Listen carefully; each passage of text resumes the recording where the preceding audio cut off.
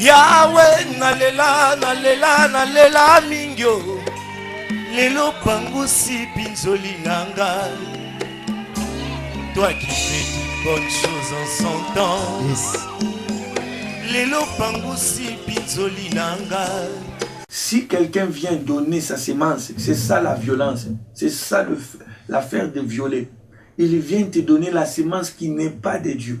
Dans l'église, dans la ville. Et tu n'arrives pas à crier. La Bible dit qu'il faut l'amener dans la porte. Et la fille et l'homme, vous les lapiderez. Or, la porte, c'est Jésus-Christ. Vous l'amenez dans la parole. Vous allez les lapider dans la parole. Je vous salue tous dans le précieux nom de notre Seigneur Jésus-Christ. Moi, c'est votre frère, Michael Kankou Meshak. Et c'est toujours avec joie que nous venons auprès de vous pour parler de la part de notre Dieu. Et nous allons aujourd'hui parler sur ce qui concerne la grâce et la vérité. C'est un sous-thème qui est tiré sur le thème « Le langage de Dieu ». Et c'est un thème à laquelle il y a plusieurs séries. Et aujourd'hui, nous parlerons sur la grâce et la vérité. Et nous allons faire un résumé pour donner l'idée, d'abord première sur ce qui concerne le langage de Dieu. Mais avant de le faire, je vous invite aussi ensemble avec moi, recommander ces moments dans le main de notre Seigneur Jésus-Christ. Prions. Éternel notre Dieu, éternel notre Roi, laisse que ces moments soient bénis par l'œuvre de ta présence. Et que ton peuple, Seigneur, que nous sommes, nous soyons encore remplis de joie par la puissance, Seigneur, que donne à ta parole dans nos cœurs. Et que nos cœurs soient remplis de joie et de bonheur de ta part, au moins de ton esprit. Et que, Seigneur mon Dieu, ce message soit la réponse aux questions difficiles, qu'il édifie encore et qu'il fortifie, Seigneur, les âmes de ton peuple que nous sommes, au nom de Jésus-Christ. Amen. Oui, nous l'avons dit tantôt, et nous allons parler sur ce qui concerne le langage de Dieu, et c'est un thème qui est vraiment vaste et qui aura plusieurs séries. Bien que nous pouvons toucher d'autres sujets, nous ferons en sorte de revenir deux fois toujours sur ce thème. Et aujourd'hui, nous avons pris un sous-thème qui est la grâce et la vérité, qui est tiré seulement sur ce thème, le langage de Dieu. Et sur le résumé à laquelle que nous allons dire, parce que bien qu'il y a plusieurs aussi qui n'ont pas suivi la première partie, nous allons donner un résumé de la première partie à laquelle que nous avons pu faire autrefois, pour que nous puissions être dans un même niveau, afin que nous puissions partir ensemble avec ces dons-là qui vont me suivre pour la première fois aujourd'hui. Et je suis dans le livre de Genèse, le Genèse 11, Genèse 11 au verset 6, je l'ai lu au nom de Jésus-Christ. Et l'Éternel dit, « Voici, ils forment un seul peuple et ont tous une même langue. Et c'est là ce qu'ils ont entrepris. Maintenant, rien ne les empêcherait de faire tout ce qu'ils auraient projeté. » Nous comprenons que ce qui forme un peuple, ici, l'Éternel Dieu dit que c'est le langage, c'est la langue. Ce qui faisait que Babel soit considéré ou vu comme un peuple, c'était la langue. Et de même pour nous, enfants de Dieu, c'est la langue à laquelle que nous avons. La langue de notre Seigneur Jésus-Christ. Nous avons notre langage à nous, que le monde ne peut pas comprendre. Ça se fait même dans la nature. Tant que tu ne fais pas partie de la race, je peux donner un exemple d'un type des animaux où tant que tu ne fais pas partie des chats ou des lions, tu ne peux pas comprendre leur langage. Les lions, entre eux, ils ont des langages à eux. Quand ils font une grimace, un autre lion comprend ce que ce lion veut dire ou ce qui est la pensée de ce lion. Par rapport au mouvement, par rapport au cri, tous ils y comprennent. Mais tant que tu ne fais pas partie de cette race, tu auras vraiment de difficultés à comprendre le message à laquelle que ce lion cherche à faire passer. Et de même par rapport aux chats, nous avons deux types des animaux. Et nous les voyons même aussi parmi les humains. Il y a aussi même des services que nous trouvons, le service de renseignement. Ils ont leur langage. Vous pouvez bien parler français et ils peuvent aussi bien parler français ou anglais ou espagnol. Mais leurs mots n'ont pas le même sens avec ce que nous connaissions dans nos dictionnaires. Et nous avons donné autrefois cet exemple de peut-être l'ampoule. Nous connaissons que l'ampoule nous sert à éclairer et nous avons peut-être notre pensée et notre définition à l'ampoule. Mais les services secrets ont une pensée autre que celle que nous avons. Ils peuvent dire ampoule, mais par rapport à eux, c'est lui, la personne qui les dirige. Et la personne qui les dirige, dans leur code, ils l'appellent ampoule. Et pour comprendre que c'est l'éclaireur ou celui qui les dirige qui est nommé ampoule, tu dois faire partie de cette famille de renseignements. Tant que tu ne fais pas partie de ce service de renseignement, tu ne peux pas comprendre. Bien qu'ils peuvent bien parler français, bien qu'ils peuvent bien parler anglais, que tu parles, mais la manière ou le sens à laquelle que leurs mots n'ont pas le même sens avec nos dictionnaires. Et la parole de Dieu dit que même la nature nous enseigne-t-il pas les choses de Dieu? Et si même dans la nature nous trouvons ce genre de choses, à plus forte raison avec notre Dieu. Et avec notre Dieu, nous aussi, le peuple de Dieu, nous avons notre langage à nous. Le monde peut y prendre aussi la Bible, car c'est à la portée de tous. Ils peuvent bien lire, mais le sens à laquelle, ou la pensée à laquelle que Dieu a caché derrière chaque écriture, cela est réservé qu'au peuple de Dieu.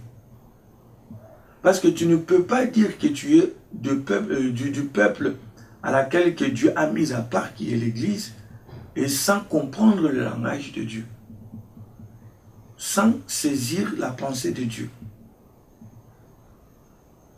C'est ça même qui est le résumé de la première partie, vous qui me suivez aujourd'hui à travers ce message.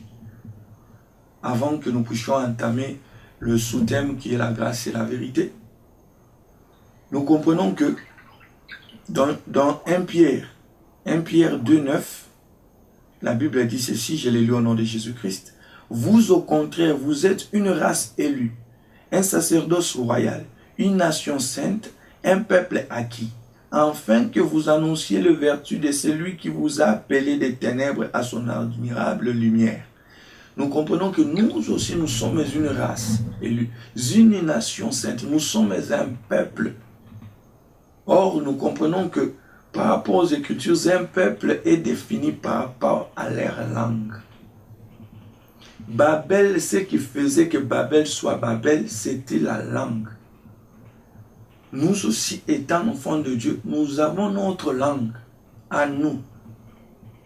Et c'est important d'avoir cette conscience en toi. Parce que tu risqueras à lire les Écritures, à lire la Bible comme tout le monde. Pendant que la Bible cache des vérités. Parce que le peuple juif, eux aussi sont tombés dans cette même erreur.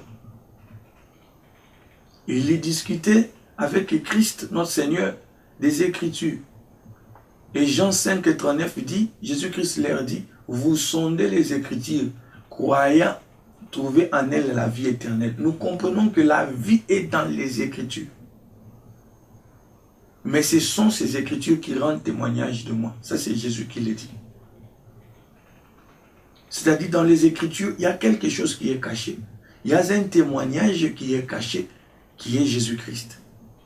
Que nous devons trouver dans les Écritures. Car la Bible dit que toute écriture est inspirée de Dieu. Il est utile à enseigner, à instruire, à corriger. Nous ne pouvons pas lire une écriture et sauter. comme si ça a été écrit vainement.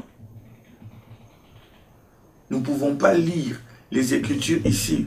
Soit nous pouvons donner le 24 vieillard ou le 4 êtres vivants ou le marque de la bête. Chacun donne son sens. Non, non.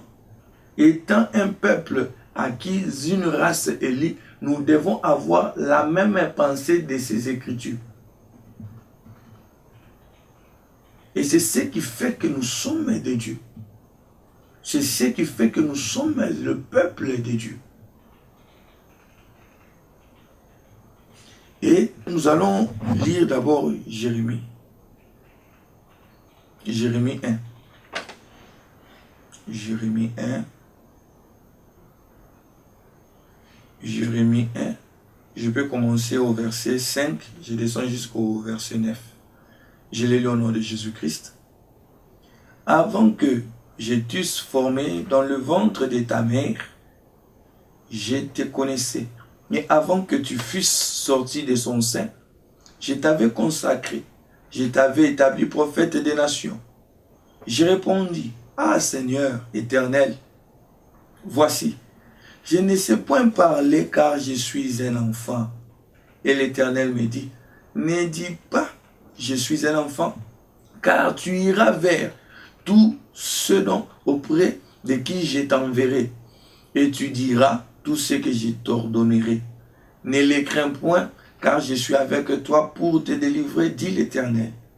Puis l'Éternel étendit sa main et toucha ma bouche, et l'Éternel me dit, voici, je mets mes paroles dans ta bouche. Nous comprenons que Jérémie parle avec le Seigneur. Comprenez-moi, vous qui connaissez très bien, ou vous qui maîtrisez déjà le langage à laquelle que nous parlons de Dieu, la pensée à laquelle que nous allons tirer dans ces Écritures, c'est dans la pensée ou dans le caractère évangélique. Et dans le caractère évangélique, nous préférons être terre à terre pour que tout le monde y comprenne. Parce que l'évangélisation, c'est l'œuvre de savoir descendre. Jésus-Christ, pour y sauver, il est descendu sur terre. Il n'était pas resté en haut. Et si vous restez toujours en haut dans des révélations, dans des connaissances, et le peuple ne sera pas sauvé. Pour y sauver, pour tirer quelqu'un, même David, pour combattre Goliath, c'était dans la plaine. Ils avaient quitté la montagne, c'était dans la plaine. Pour maintenant prendre l'épée à laquelle Goliath utilisait pour s'en servir. C'était premièrement l'épée que l'ennemi utilisait. Maintenant auprès de David, c'était devenu l'outil que David aussi utilisait le même épée. C'est pour cela Dieu aussi à travers ce message, il veut prendre cette épée dans la main de l'ennemi pour t'utiliser toi. Toi qui écoutes ce vidéo, toi qui écoutes ce message. C'est pour cela nous l'avons dit que nous serons un peu terre à terre pour que tout le monde y saisisse. Nous savons bien que les Écritures parlent de Christ, mais nous aurons une pensée évangélique dans ceci pour ne pas amener à penser ou à sortir Christ, car ça parle de Christ, ces Écritures. Mais nous comprenons ceci.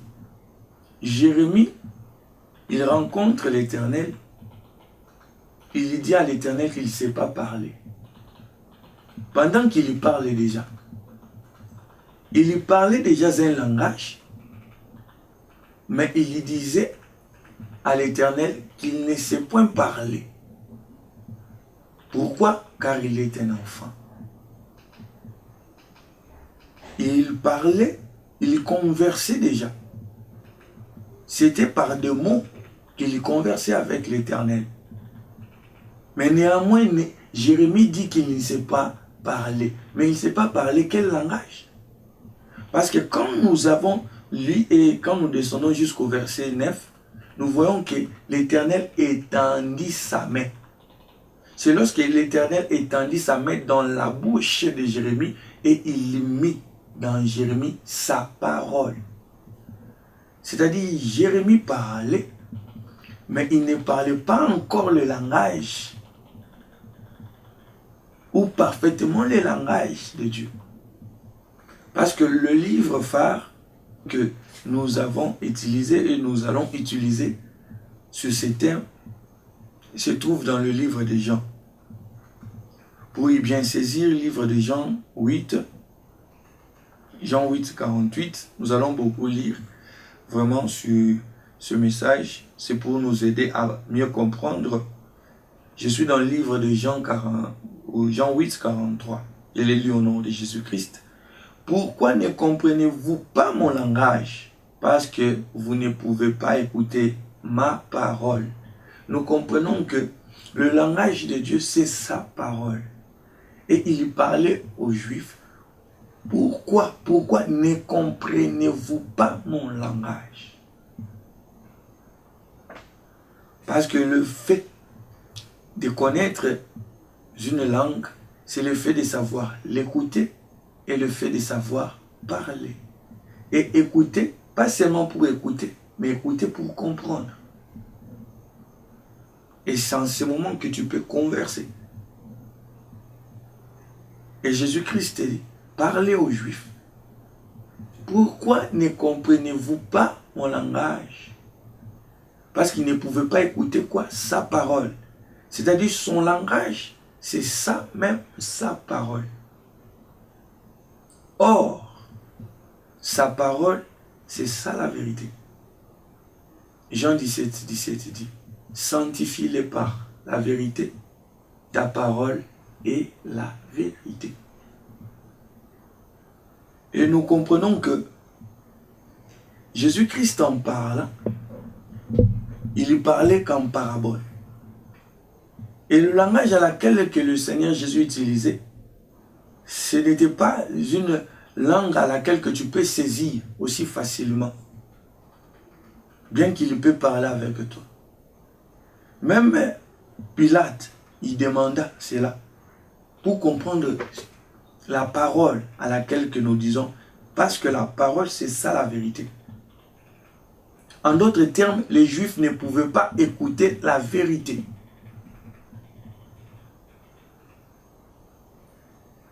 Et Jérémie, en parlant, il parlait le premier langue à laquelle il a appris. Et la langue qu'il a appris lui permettait pas à parler devant les nations. Et il dit lui-même que je suis un enfant. Or, Galates 4:1 dit ceci, qu'un enfant n'est pas différent d'un esclave. Jérémie parlait le langage d'esclavagisme. Jérémie parlait encore le langage de l'Égypte. C'est de même dans la vie de plusieurs peuples de Dieu. Tu ne parles qu'en ce moment le langage, le premier langage d'esclavagisme. Là, c'est dans Galates 4:1. Nous pouvons le lire. Galates 4:1 dit, or, aussi longtemps que l'héritier est l'enfant, j'ai dit qu'il ne diffère en rien d'un esclave, quoiqu'il soit le maître de tout. Dans la promesse, Dieu t'a connu bien avant même la fondation de ce monde. Mais tant que tu n'as pas encore la connaissance du langage, tu parles encore comme un enfant. Or, l'enfant, c'est ça l'esclavagisme. La Bible dit, il ne diffère en rien d'un esclave. C'est ça la vie à laquelle que tu avais. C'est ça peut-être la vie à laquelle que tu vis. Tu es encore esclave de la vie de l'iniquité. Tu es encore esclave du mensonge. Tu es encore esclave du vol. Tu es encore esclave des cœurs de rancune, de jalousie mal placée, de la débauche. Voilà la grâce à laquelle que Dieu veut t'accorder à travers ce message. Et la main de Dieu, c'est l'image du ministère. Car la main, c'est ça le 5 doigts. Et quand l'Éternel toucha la bouche de Jérémie, Jérémie maintenant avait eu l'autorité. Quand tu descends, vous allez lire et vous allez voir que l'Éternel dit qu'il a donné même l'autorité, le pouvoir de déraciner, d'arracher, de planter sur les nations. C'est ça même le pouvoir de juger. Et c'est ce donc que Dieu veut amener dans ta vie. À prendre d'abord conscience qu'il y a la vie dans ces Écritures. Il y a la vie dans ce langage des Écritures. Que la loi t'a rendu esclave et tu ne pouvais pas parler le langage de la liberté quand tu demeurais encore un enfant. Bien que tu peux être âgé, mais dans la connaissance des choses de Dieu, tu demeures encore un enfant. Et tu ne diffères en rien d'un esclave. Et à travers ce message, Dieu veut faire grâce. Car la Bible dit que la loi a été donnée par Moïse, mais la grâce et la vérité sont venues par Jésus-Christ. Là, nous comprenons que Moïse a parlé, mais il n'a pas apporté la vérité. Parce que c'est les Écritures qui disent. Là, Moïse a parlé. Mais c'est comme s'il n'a pas terminé l'œuvre. Il n'a pas dit franchement. Parce que la Bible dit que la loi a été donnée par Moïse. Mais la grâce et la vérité sont venues par Jésus. C'est-à-dire que Pilate, en parlant avec Jésus, quand on lui a amené pour le crucifier, en écoutant ce que le Seigneur Jésus lui parlait, qui est le roi, qu'il avait son armée, que son royaume n'est pas de ce monde, Pilate s'est posé des questions. Et il lui a demandé, mais qu'est-ce qui est la vérité? Pilate s'est posé au moins cette question. Pilate s'est posé cette question. Jean 18, 38. Pilate s'est posé cette question. Pilate lui dit, qu'est-ce qu'est la vérité?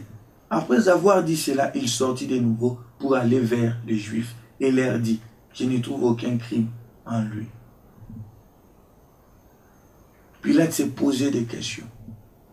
Parce qu'il y a plusieurs qui font la lecture des Écritures. Mais ils cherchent à la penser ou à le réfléchir selon eux. Pilate néanmoins a posé la question à Jésus. Mais qu'est-ce que c'est la vérité?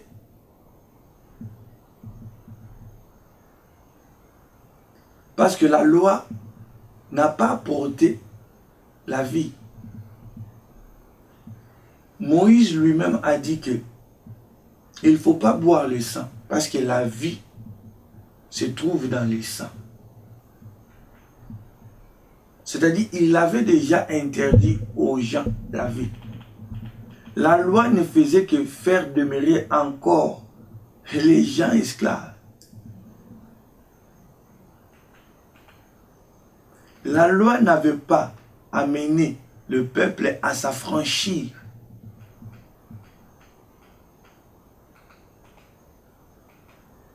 Il n'a pas amené le peuple de Dieu à y comprendre.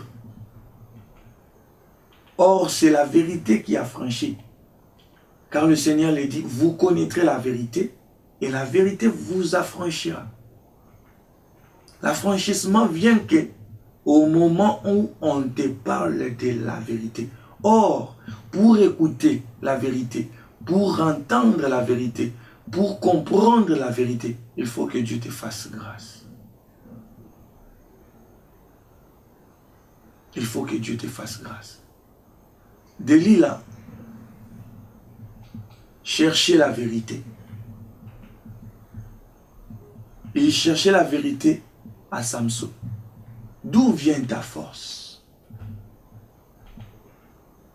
Et Samson, à 3 reprises, il ne faisait que se jouer de Delilah. Il ne les parlait pas ouvertement de la vérité. C'est au moment où Delilah dit que je vois maintenant que toi tu ne m'aimes pas. Quand Samson ouvrit son cœur, là nous sommes dans Juge 16, et Samson lui a parlé de la vérité, que le rasoir ne passe pas sur sa tresse, sur sa tête. C'est en ce moment-là que nous voyons la grâce. Et quand nous voyons la grâce, nous voyons la faveur, nous voyons la vérité intervenir. Et Samson comme l'image de Christ. Même Christ, pendant 3 ans, comme Samson, à 3 reprises, il ne faisait que parler, mais il ne parlait pas la vérité à Delilah. De même que le Seigneur Jésus, pendant ces 3 ans de ministère, il ne parlait pas ouvertement. Les Juifs même ont dit, mais pourquoi tu tiens notre esprit en suspense? Dis-nous ouvertement si tu es le Christ. Mais Jésus ne parlait pas ouvertement.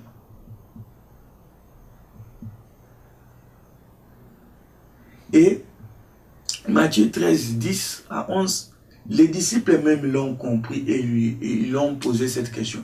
Mais pourquoi parles-tu toujours en parabole?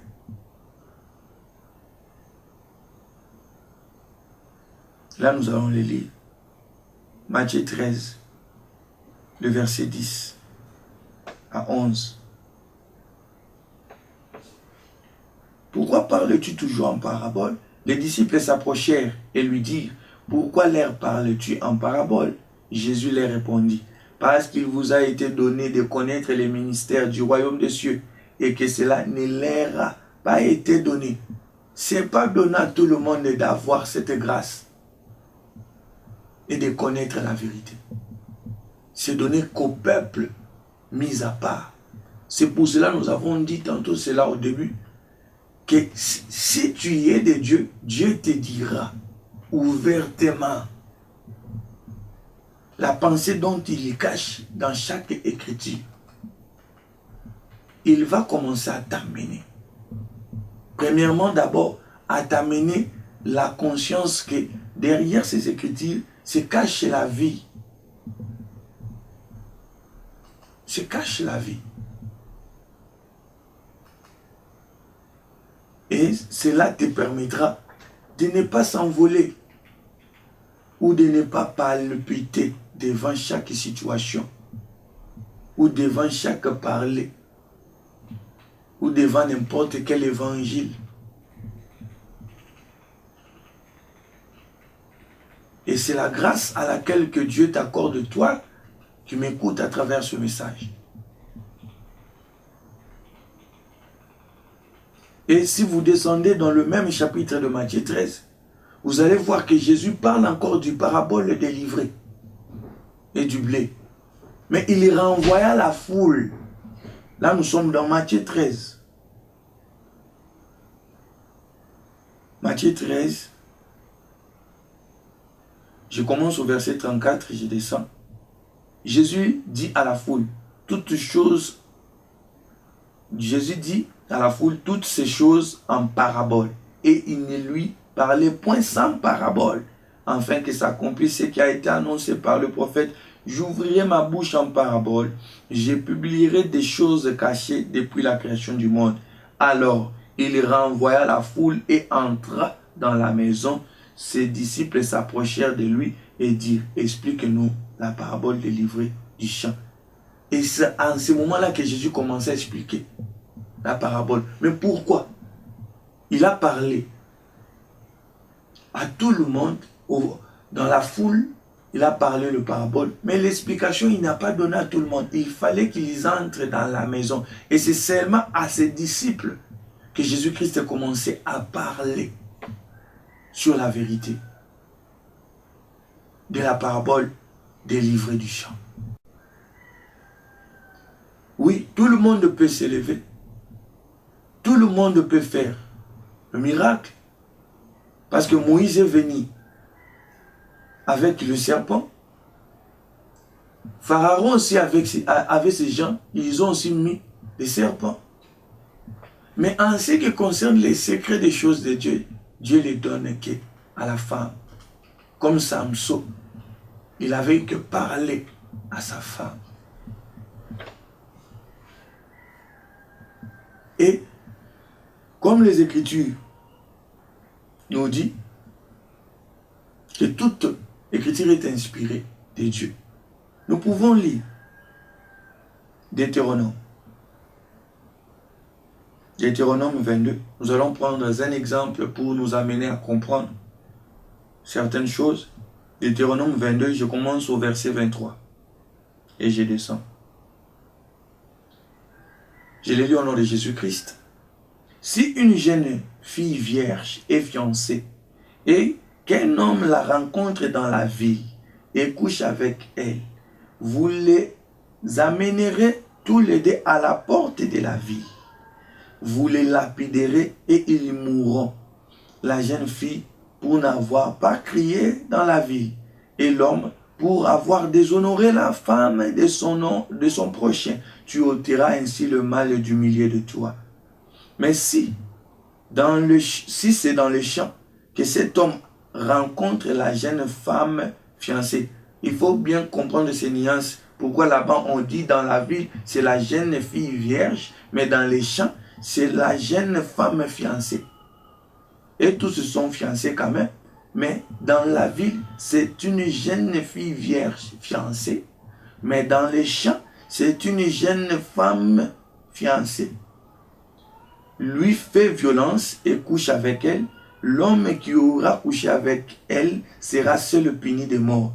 Tu ne feras rien à la jeune fille. Voilà maintenant. Ici, quand ils ont couché, il était la jeune femme. Mais quand on ne fait rien pour ne pas faire quelque chose, on l'appelle maintenant, elle redevient cette jeune femme, elle redevient la jeune fille. Elle n'est pas coupable d'un crime digne de mort, car il en est de ces cas comme de celui où un homme se jette sur son prochain et lui ôte la vie. La jeune fille fiancée que cet homme a rencontrée dans les champs a pu crier sans qu'il ait eu personne pour la secourir. Et là, c'est la première lecture. Nous avons fait la première lecture. Et quand ça c'est ça la loi. C'est ça la loi. Le langage à laquelle la loi amène. Or, la Bible nous dit que toute écriture est inspirée de Dieu. Il est utile à enseigner. C'est-à-dire, même cette écriture, nous devons l'enseigner. Il doit nous instruire. Il doit nous corriger. Et nous allons maintenant regarder, pas dans la dictionnaire des hommes, mais par rapport à la dictionnaire de Dieu, à la pensée de Dieu lui-même. Nous allons comprendre que la ville, c'est ça même, l'épouse. C'est ça même l'église. Parce que Matthieu nous dit que nous sommes une ville située au-dessus de montagnes. Nous sommes le sel de la terre. Nous sommes une ville. Apocalypse vient encore renfermer. Quand Dieu lui parle, viens, je te montre l'épouse. Les gens regardent et ils voient la ville. La Jérusalem nouvelle. La ville sainte. C'est dans le langage de Dieu. L'église, c'est aussi une ville. L'église, c'est une femme. Maintenant, toi qui écoutes ce parole, si on te voit, si un homme vient, toi qui es jeune fille, vierge, fiancée à Christ, car la Bible le dit dans 2 Corinthiens, que je vous ai fiancé à un seul époux. Si quelqu'un vient donner sa sémence, c'est ça la violence, c'est ça l'affaire de violer. Il vient te donner la sémence qui n'est pas de Dieu. Dans l'église, dans la ville. Et tu n'arrives pas à crier. La Bible dit qu'il faut l'amener dans la porte. Et la fille et l'homme vous les lapiderez. Or, la porte, c'est Jésus-Christ. Vous l'amenez dans la parole. Vous allez les lapider dans la parole. Ils mourront dans la parole. Jean 10, 7 et 9. Jésus le dit, je suis la porte des brebis. C'est dans la porte. Les Écritures de Deutéronome disent, c'est dans la porte que nous allons lapider l'homme et la jeune fille vierge fiancée. Et la jeune fille vierge fiancée, nous allons le lapider parce qu'elle n'a pas crié quand cet homme lui faisait violence. Toi qui écoutes la parole de Dieu, toi qui écoutes des enseignements par-ci par-là, et tu t'élèves à dire Amen à n'importe quoi dans l'église, toi qui t'appelles, toi qui te dis déjà enfant de Dieu et chrétienne ou chrétien. Parce que nous devons recevoir que la sémence de notre homme, qui est le Seigneur Jésus-Christ lui-même. Mais quand un autre homme, qui n'est pas notre fiancé, vient nous donner une autre sémence, la sémence c'est ça même l'enseignement. Il vient nous donner un autre enseignement, un autre évangile. Car Paul dit que j'apprends qu'on vous donne un autre évangile comme s'il y a un autre évangile. C'est-à-dire qu'il n'y a pas un autre évangile. Que l'évangile de paix, l'évangile de Jésus, l'évangile de Christ. Et si un homme vient vous donner une autre sémence, c'est toi qui te dis chrétien, pour avoir peur de la personne, pour peut-être ne pas blesser la personne, tu t'élèves pour dire Amen à un enseignement qui n'est pas de l'homme à laquelle que tu es fiancé, qui est Jésus-Christ. La Bible dit, nous allons t'amener à la porte. La porte, c'est la parole. C'est Jésus-Christ lui-même. Nous allons te lapider, et toi et l'homme. Mais voilà maintenant, on dit, si c'est dans le champ, et nous comprenons, Matthieu 13, à laquelle que nous venons de lire, Jésus-Christ explique, parce que nous n'avons pas le temps de tout lire, mais nous disons toujours le verset 13, le chapitre 13 de Matthieu. Vous commencez au verset 34 que nous avons commencé, vous descendez. Vous allez voir, Jésus-Christ dit que les champs, c'est le monde. Tant que la jeune femme, on l'appelle la jeune femme fiancée. On n'appelle pas la jeune fille vierge. Non, non, la jeune femme. C'est-à-dire qu'elle n'est pas fiancée et qu'elle n'est pas vierge. Pourquoi? Parce qu'il vit d'abord dans le monde. Or, dans le monde, la Bible dit, dans Deutéronome 22 que nous venons de lire, que vous ne devez pas lapider la femme, parce que peut-être elle avait crié et personne ne l'a secouée. Parce que dans le monde, tu n'as pas encore connaissance de la grâce. Tu n'as pas encore connaissance de la faveur à laquelle que nous avons en Jésus-Christ. Tu vivais encore, ou tu vis encore selon les lois de ce monde, selon les désirs de la chair. Et n'importe quel homme peut venir te laisser sa pensée, sa sémence mensongère. Le prophète mensongère, des ministres fausses peuvent venir te donner des messages, des enseignements fausses pendant que tu es dans le monde. La Bible elle a dit, on ne va pas lapider une telle jeune femme. Parce qu'il était dans le champ. Mais pour celle qui est dans la ville, c'est-à-dire celle qui est en Jésus-Christ déjà, là nous devons l'amener dans la porte. La recadrer dans la porte. C'est pour cela qu'il y a un langage. C'est ça le langage de Moïse. Or, Moïse, pour la comprendre, il faut que Aaron soit tout près de lui. C'est lui l'interprète. Tant qu'il n'y a pas l'interprète, tant qu'il n'y a pas l'explication, Moïse, tu ne la comprendras pas. Et c'est ça même, la pensée à laquelle que nous avons voulu donner à travers ce message.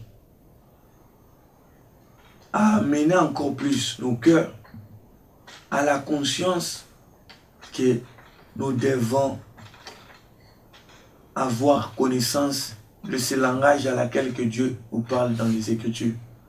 Quand nous avons lu le livre de Deutéronome 22, à la première lecture, nous avons vu ça parler d'une jeune femme fiancée.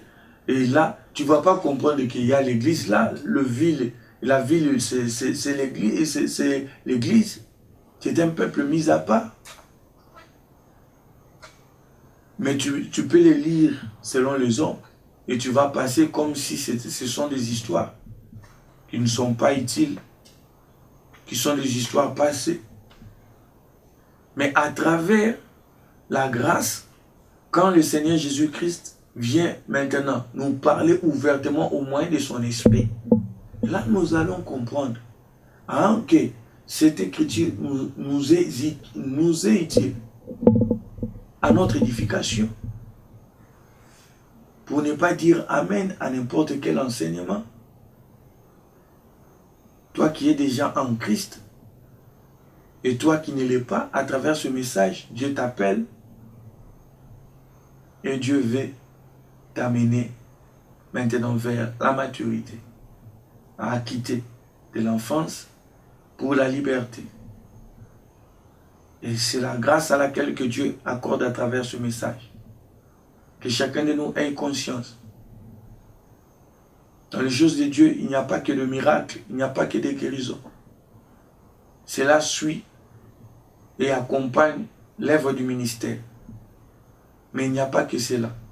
Toi qui es enfant de Dieu, tu ne prends pas conscience que tu dois connaître le pourquoi du 24 vieillards, le pourquoi des 4 êtres vivants, le pourquoi des 70 semaines de Daniel. C'est quoi la marque de la bête? Tu es là que dans les pensées des choses qui sont agréables. Reçois ceci, reçois cela. C'est pour nous, ces écritures. La pensée première de cet message, c'est pour nous amener la conscience que nous devons connaître ces choses.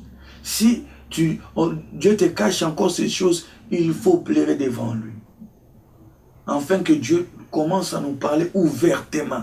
C'est en cela que nous disons que nous sommes des dieux. C'est en cela que nos cœurs disent que réellement nous sommes un peuple de Dieu. Parce que Dieu ne nous cache plus quelque chose. Quand il lui parlait de la marque de la bête, il nous explique, les 666 veut dire ceci, cela. Nous avons la connaissance de cela. Nous avons compté les 70 semaines de Daniel. En cela que nous comprenons que non, Jésus, notre Dieu nous aime. Il nous dit tout ouvertement, il nous dit la vérité. Il nous a fait grâce à comprendre la vérité. Ce n'est pas seulement que là-bas on t'attaque. Là-bas, il y a des sorciers qui s'élèvent contre ta vie. Sachons-les très bien. Pendant que nous sommes sur cette terre, nous aurons toujours des combats. Il y aura toujours des problèmes qui s'élèveront. Celle-ci, le problème ici termine, il y aura encore un autre. Et ça s'élèvera encore. Et c'est ce qui nous permet même de se maintenir dans la foi. Et d'éprouver aussi notre foi. Et aussi la terre. Problème où il y aura. Oh, ici, nous sommes.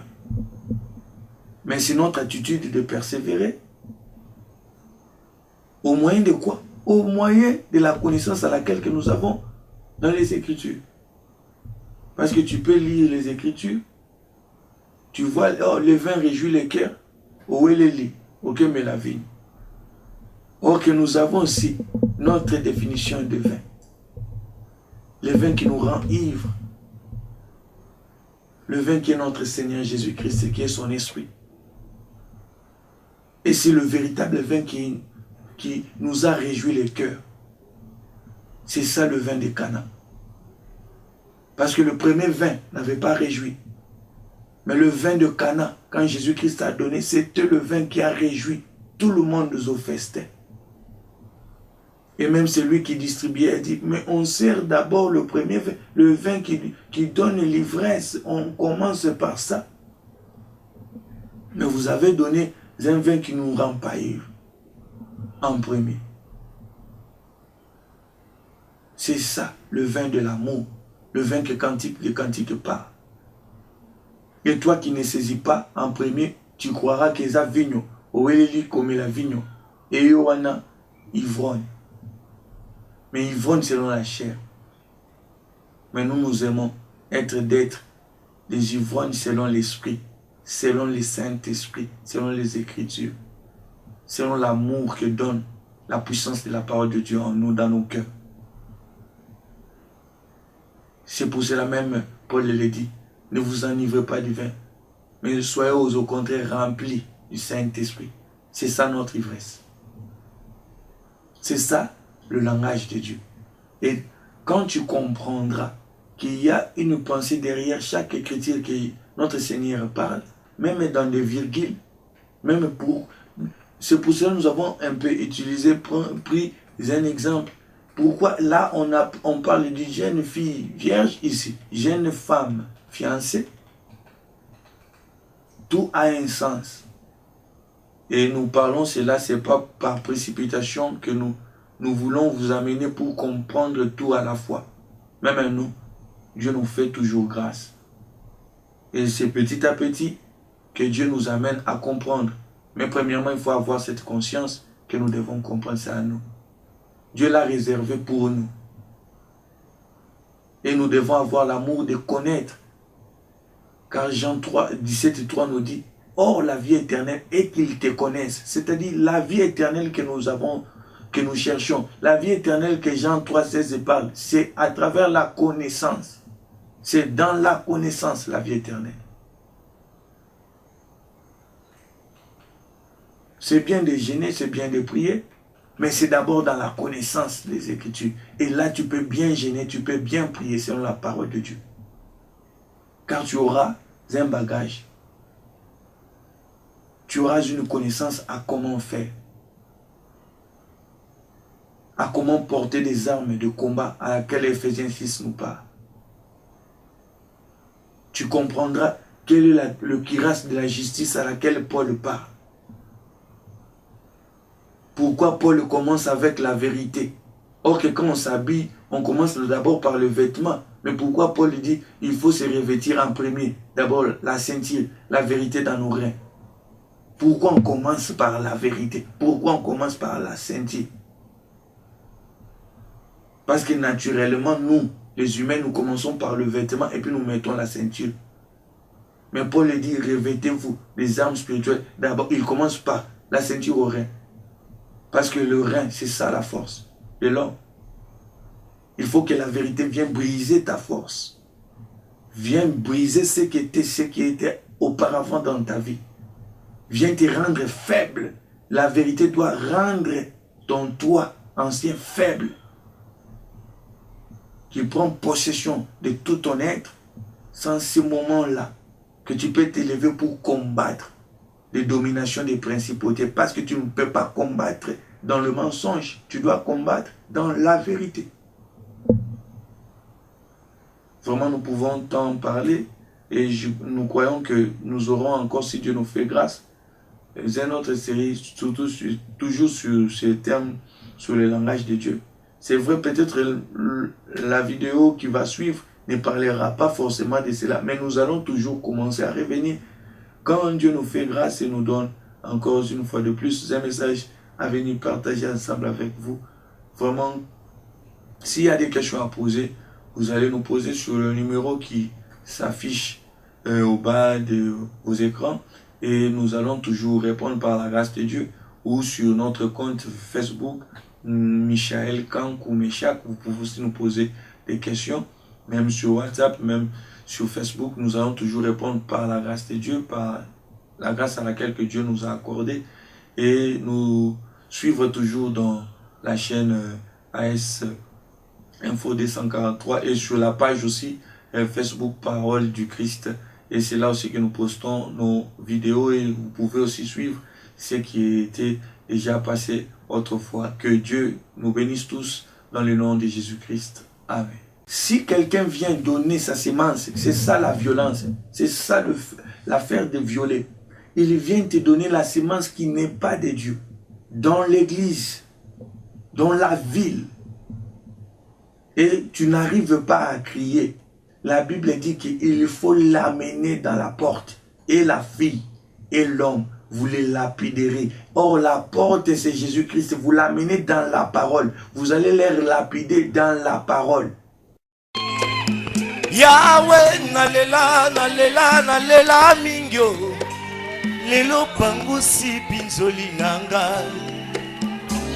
Toi qui fais toutes bonnes choses en son temps. Yes. Lelo pangusi pinzoli nanga.